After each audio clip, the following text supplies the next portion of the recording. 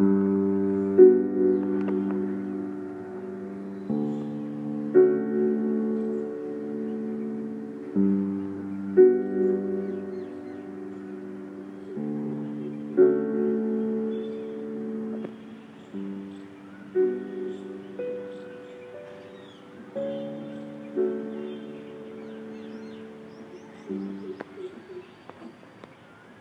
दोस्तों, प्रयास charitable foundation में आपका स्वागत है। I am your Hindi teacher. मेरा नाम सुरभि है। Let's continue the video. ये चैप्टर 6 का पार्ट 2 है, तो हम इसे कंटिन्यू करते हैं। पार्ट 1 में हमने देखा कि महिलाएं किसी भी क्षेत्र में अभी पीछे नहीं है। सब जगह, सब क्षेत्रों में कहीं ना कहीं आपको महिला काम करती नज़र आती है। कोई भी क्षेत्र हो, पेट्रोल पंप से लेकर एयरपोर्ट ही क्यों ना हो, राइट। तो ऐसी ही एक लड़की थी कल्पना चावला। हम इनके नाम से परिचित हैं, इनको जानते हैं, राइट। तो इनके बारे में फिर से पढ़ लेते हैं। ये कौन थी? पहली अंतरिक्ष में पहुंचने वाली पहली भारतीय महिला थी। ओके, तो कल्पना चावला का जन्म कहाँ हुआ था? हरियाणा प्रांत के करनाल शहर में हुआ था। ओके, तो वो एक व्यापारी परिवार में पली बड़ी थी। उनके पिताजी क्या थे? एक साधारण से व्यापारी थे और माँ थी एक हाउसवाइफ। जैसे ही सामान्य लड़की की होती है, एक नॉर्मल लड़की की तरह उनकी पढ़ाई भी वहीं के किसी शहर के स्कूल में हुई।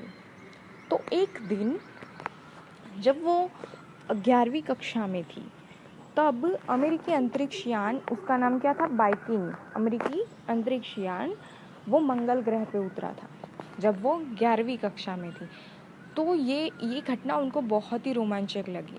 तो उन्होंने अपने स्कूल की जो परियोजना होती है उसमें उन्होंने मंगल ग्रह बना दिया, राइट।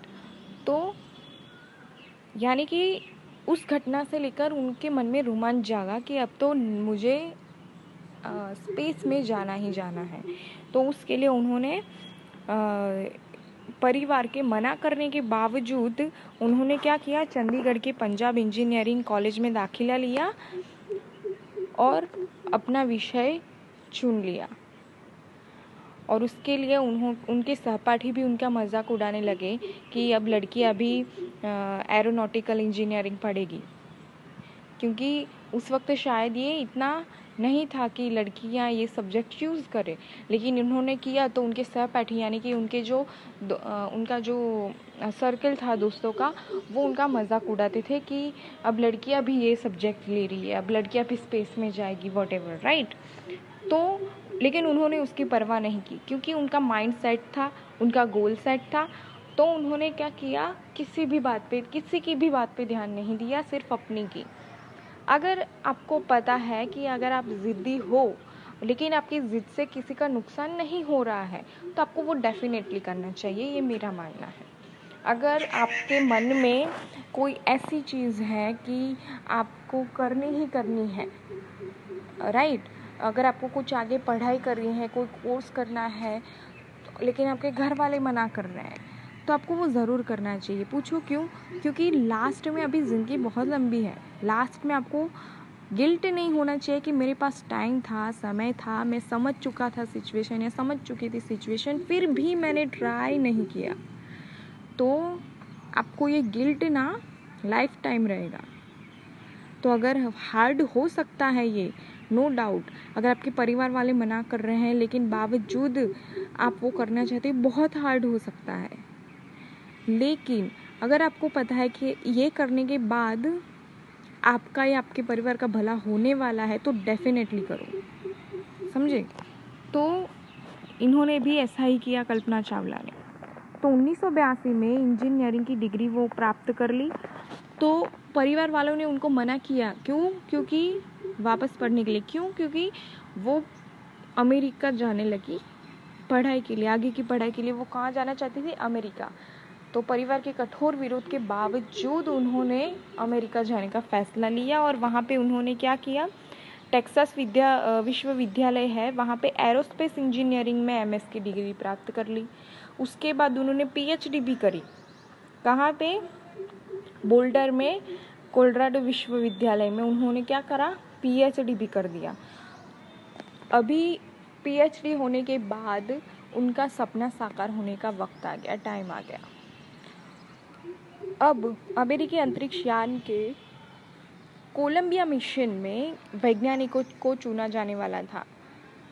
तो 2962 प्रतियोगी थे, उनमें से सर्वाधिक योग्य पाया गया और उस मिशन का विशेषज्ञ बनाया गया। कितने? 2962 प्रतियोगी थे। उसमें से कल्पना चावला को सर्वाधिक योग्य पाया गया और उनको उस मिशन का विशेषज्ञ बनाया गया। वाओ! तो उसके लिए कल्पना ने कठोर प्रशिक्षण लिया और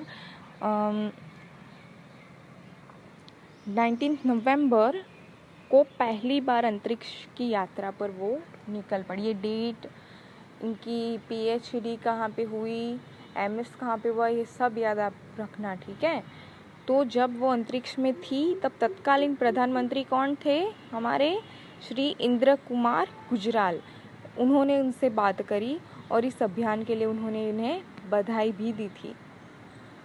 और इनका यह अभियान काफ़ी सफल रहा और उनके दौरान कई नए प्रोग्राम सबसे अपनी योग्यता का लोहा मनवा ही लिया। फिर अब अमेरिका के अंतरिक्ष यान के कोलंबिया की दूसरी बार अंतरिक्ष में जाने का कार्यक्रम बना, तो फिर एक बार कल्पना चावला उनके अभियान दल में शामिल किया गया। फर्स्ट टाइम वो गई अमेरिका के अंतरिक्ष यान कोलंबिया में। सेकेंड बार भी उनको उसके लिए चूज़ किया गया। अभी 16 जनवरी 2003 को कल्पना का फिर एक बार कैनेडी अंतरिक्ष केंद्र से अंतरिक्ष की यात्रा पर वो निकल पड़ी। कहाँ से? कैनेडी अंतरिक्ष केंद्र। 16 दिन के इस अभियान में 80 प्रयोग किए गए, जिसमें मानव शरीर, कैंसर कोशिका की परीक्षा और कीट पतंगों पर भारहीनता का संबंधित प्रयोग इसमें शामिल थे। ये जो लोग भी अंतरिक्ष में जाते हैं वो विविध विषयों पर स्टडी करते हैं। तो जो सेकंड बार कल्पना चावला जो गई थी तो वो 80 प्रयोग किए गए थे उस टाइम पर, जिसमें से क्या था? मानव शरीर कि क्या असर पड़ता है मानव शरीर पे, कैंसर कोशिकाओं पर क्या असर होता है और कीट पतंगों पर भारहीनता संबंधित प्रयोग सारे किए गए थे। 29 जनवरी 2003 को इस अभियान दल के यात्रियों ने अपने इस मिशन को कामयाब बताया और लेकिन दुर्भाग्य से 16 दिन की अपनी सफल यात्रा के बाद जो अभियान जो था वो दल 1 फरवरी 2003 को पृथ्वी पर वापस लौट रहा था। अपना पूरा काम वो करके जब घर वापस आ रहे थे पृथ्वी पर, तब पृथ्वी से कुछ मिनट की दूरी पर ही इस दल का यान भयानक विस्फोट के साथ नष्ट हो गया और अपने अभियान दल के बाकी 7 साथियों के साथ अंतरिक्ष की यह बेटी भी अंतरिक्ष में ही खो गई।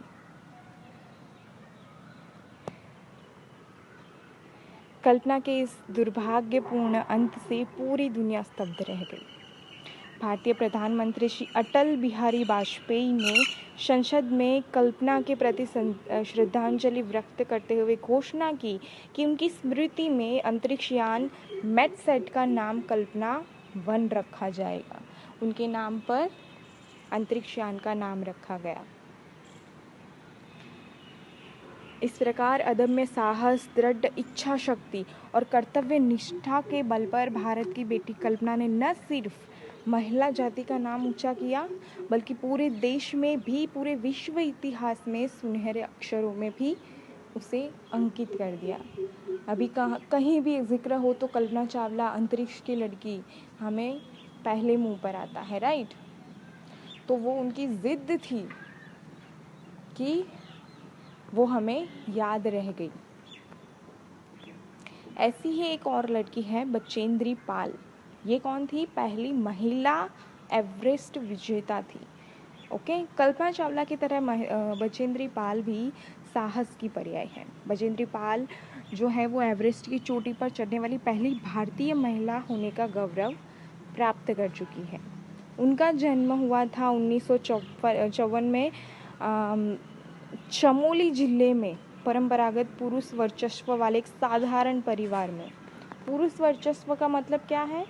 वहाँ पे सिर्फ वो क्या होता है, पुरुषों का वर्चस्व ज़्यादा है, स्त्रियों का नहीं। वो जो जैसा बोले वैसा ही सबको करना, वो बड़े हैं ऐसे, ठीक है। तो वैसे परिवार में उनका जन्म हुआ था। पिता किशनपाल सिंह और माता हंसदेव नेगी ने 5 संतानों में बचेंद्री थी तीसरी संतान। ओके, उनकी कितनी थी? 5 भाई बहन में से वो तीसरे नंबर की थी। बचेंद्री के बड़े भाई को पहाड़ों पर चढ़ना अच्छा लगता था, लेकिन जब बचेंद्री उनके साथ पहाड़ पर जाने की बात करती तो उन्हें डांटकर मना कर दिया जाता था। तो इससे उनका मनोबल और बढ़ गया और उनकी इच्छा दृढ़ होने लगी। यानी ये कैसी बात होगी कि जिस बात के लिए आपको मना कर रहे हैं उसके बारे में ही आपकी दृढ़ इच्छा है कि अब वही करो। तो उन्होंने निश्चय कर लिया कि अब वो भी ऐसा ही करेंगी जो लड़के करते हैं। क्यों मेरे को मना किया पहाड़ पे चढ़ने से, अब मैं तो पहाड़ पर चढ़ूंगी ही। वे किसी से पीछे नहीं रहेगी, बल्कि उनसे बेहतर करके दिखाएंगी। और इसी जज्बे से पर्वतारोहण का उन्होंने प्रशिक्षण लेना शुरू किया कि कैसे क्या करते हैं पर्वत पर चढ़ने के लिए। ओके, तो बजेंद्री ने बचपन में रोज़ 5 किलोमीटर पैदल चलकर स्कूल जाना पड़ता था। कितना? 5 किलोमीटर वो पैदल चलकर स्कूल जाती थी। तो बाद में उन्होंने पर्वतारोहण प्रशिक्षण के दौरान उनका यह कठोर परिश्रम बहुत काम आया। वो जो रोज़ 5 किलोमीटर चलती थी उसका उन्होंने पर्वतारोहण प्रशिक्षण के दौरान उनका यह कठोर परिश्रम बहुत काम आया। वो जो रोज़ 5 किलोमीटर चलती थी उसका प्रशिक्षण उनको काम आया पर्वतारोहण में। ओके, समटाइम्स हमें लगता है कि हमारे साथ बहुत बुरा हो रहा है या ऐसा कुछ, लेकिन बाद में हमें पता चलता है कि जो भी हुआ ना वो अच्छा हुआ है ना। तो कभी भी हमारी लाइफ में कभी कुछ गलत होता ही नहीं है। जो होता है वो हमारे अच्छे के लिए ही होता है, वो चाहे कितना भी बुरा क्यों ना हो। लेकिन हमें ना अपनी हार को भी सेलिब्रेट करना चाहिए, ऐसा मेरा मानना है। तो 8वीं पास करने के बाद वो पिता ने उनकी पढ़ाई का खर्च उठाने से मना कर दिया। जाहिर सी बात है, वो क्या था, पुरुष वर्चस्व वाला घर था। तो उन्होंने क्या किया कि 8वीं के बाद पिता ने मना कर दिया कि अभी मैं तेरी पढ़ाई का खर्चा नहीं उठाऊंगा या कि तेरे को नहीं पढ़ना है। तो बचेंद्री ने क्या किया, इसका रास्ता भी तलाश लिया। उन्होंने सिलाई काम सीखा और सिलाई करके पढ़ाई का खर्च जुटाने लगे। तो उन्होंने क्या हुआ कि खुद इंडिपेंडेंट हो गए, खुद से सिलाई काम सीख लिया, उससे जो पैसा आता था उससे वो पढ़ाई करने लगी। इसी तरह उन्होंने संस्कृत से एमए तथा बीएड की उपाधि प्राप्त की। कहाँ से? संस्कृत से। इसे हम कंटिन्यू करते हैं, आगे देखते हैं कि बचेंद्री पाल ने और क्या किया अपनी पढ़ाई के लिए, अपने सपने को साकार करने के लिए। तो देखिए part 3। Thank you, bye bye.